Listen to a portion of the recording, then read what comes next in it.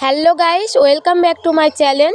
ফেলে দেওয়া বিয়ারের বোতল দিয়ে কিভাবে এত সুন্দর একটি ফ্লাওয়ার ভাস তৈরি করলাম সেই ভিডিওটারই লং ডিটেলস আজ তোমাদের সাথে শেয়ার করলাম। প্রথমেই এইটি তৈরি করার জন্য লাগবে বিয়ারের বোতলটি, কিছু টুন দড়ি, ফেভিকল আঠা ও কিছু রঙিন পেপার। প্রথমেই আমি এখানে ফেভিকল আঠা লাগিয়ে টুন দড়ি দিয়ে পুরো বোতলটি কাভার করে নিয়েছি। অল্প অল্প করে ফেভিকল আঠা লাগাতে হবে, কারণ বেশি করে একসাথে লাগিয়ে দিলে শুকিয়ে যেতে পারে, যেটি আঠাটি আর পরে কাজ করবে না। তাই অল্প অল্প করে লাগিয়ে পুরো কাভার করে নিয়েছি। এরপরেই নিতে হবে রঙিন পেপারটি। রঙিন পেপারটি আমি যেভাবে কেটে এইভাবে গোলাপ ফুল বানিয়েছি, এইভাবে গোলাপ ফুল তোমরা বানিয়ে নিতে পারো, কিংবা চাইলে তোমরা অন্য কোনো ফুল জানলে সেই ফুলটি বানিয়ে নিতে পারো।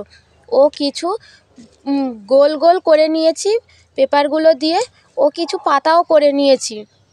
পাতাটি করা খুবই সহজ, এটি খুব সুন্দরভাবে তোমাদেরকে দেখিয়েছি, তোমরা দেখেও শিখে যেতে পারো। এইভাবে পাতা করাটা খুবই সহজ।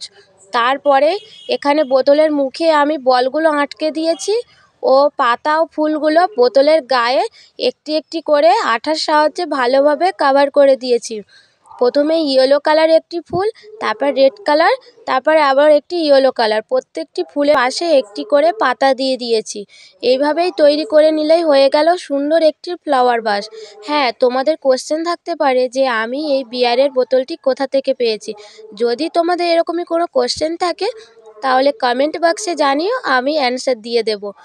আজকের মতন টাটা, দেখা হচ্ছে তোমাদের সাথে নতুন কোনো ভিডিও নিয়ে। সবাই ভালো থেকো।